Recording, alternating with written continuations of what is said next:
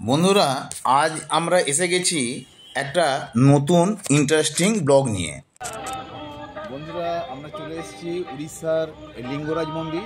সেই লিঙ্গরাজ মন্দির, এই লিঙ্গরাজ মন্দিরে আপনারা কিভাবে আসবেন, এখানে মানে কিভাবে আসার সুবিধাটা কিভাবে, এখানে নিয়মকানুন কি, আর এখানে ঢোকার টাইম সময়টা কি আছে, সমস্ত কিছু থাকবে আমার এই ভিডিওতে।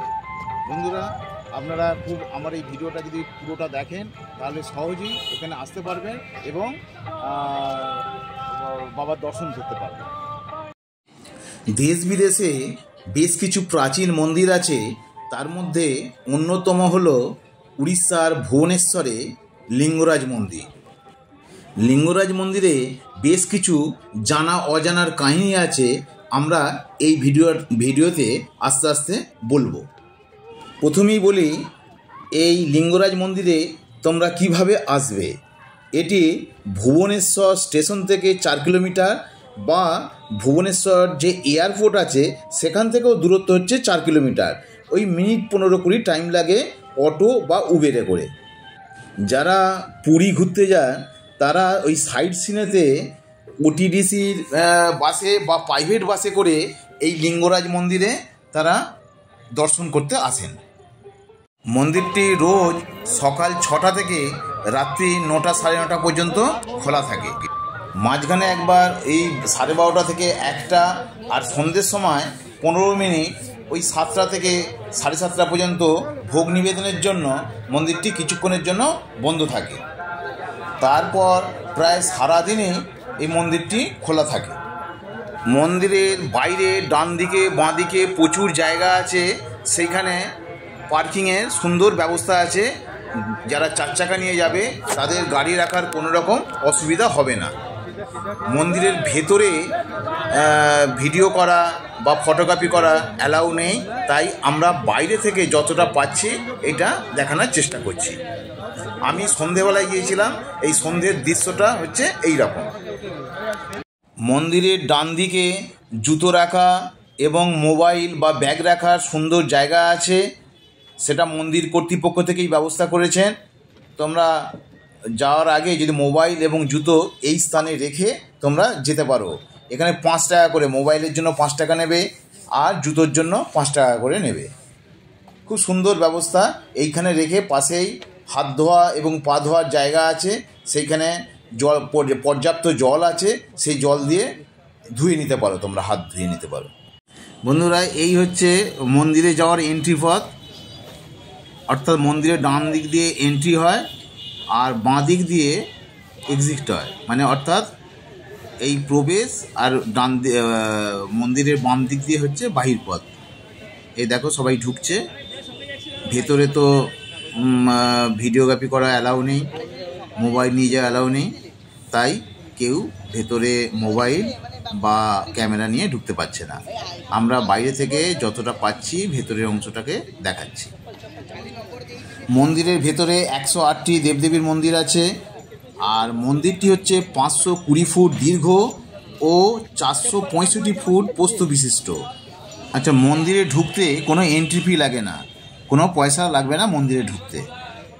এখানে গড়ে প্রায় 6000 ভক্ত প্রতিদিন এখানে দর্শনের জন্য আসেন। এখানকার প্রধান উৎসব হচ্ছে শিবরাত্রি পুজো। তবে শ্রাবণ মাসে এখানে প্রচুর ভক্তরা ওই মহানদী থেকে জল নিয়ে এসে এই বাবার মাথায় ঢালেন। আমরা 2024 আগস্টের 4 তারিখে গিয়েছিলাম, তাই এটা শ্রাবণ মাসই ছিল। প্রচুর ভক্তরা এখানে এসেছেন এবং বাইরে আলাদা করে প্যান্ডেল বাঁধা হয়েছে। ভক্তরা এই সব জায়গায় একটু বিশ্রাম করবে বা তাদের যে কাঁধে করে যে জল আনবে সেই বাঁকগুলো রাখার জন্য এই সমস্ত স্ট্রাকচার বানানো হয়েছে। লিঙ্গরাজ মন্দির হচ্ছে ভুবনেশ্বরে প্রধান পর্যটন স্থান। লিঙ্গরাজ মন্দিরটি এখানকার সবথেকে উঁচু মন্দির, 180 ফুট উচ্চতা।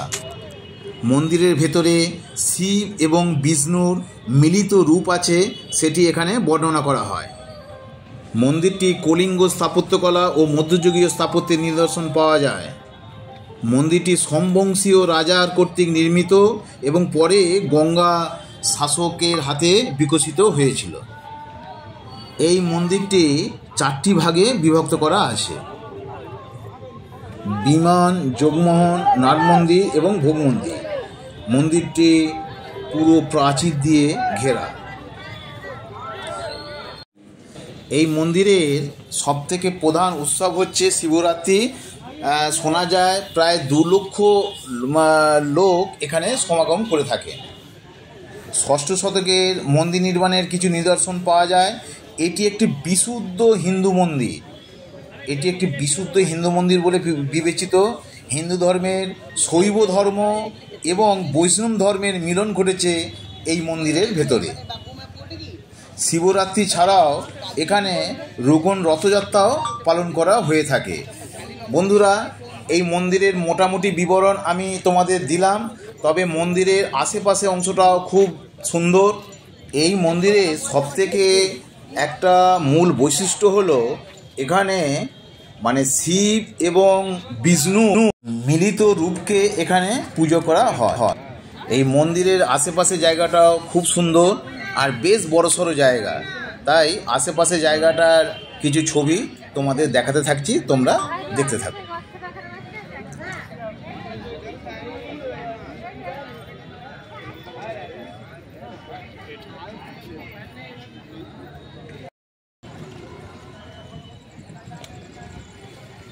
বন্ধুরা, যারা পুজো দেবে তারা এই পাশেই প্রচুর প্রসাদ সামগ্রীর দোকান আছে, সেখান থেকে কিনে নিয়ে তোমরা ঢুকতে পারো।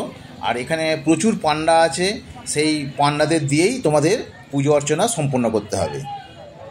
এক কথায় লিঙ্গরাজ মন্দির তোমাদের খুব ভালো লাগবে। তোমরা যদি ভুবনেশ্বর আসো তাহলে অবশ্যই লিঙ্গরাজ মন্দির দর্শন করে যাবে। বন্ধুরা, আজকের ভিডিও এই পর্যন্ত।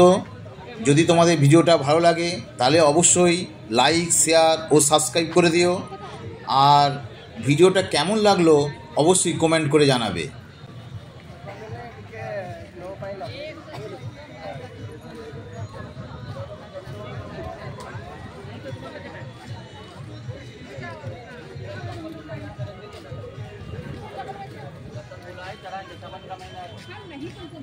यहाँ पे चप्पल जूता रख दीजिए, हाथ धो लीजिए।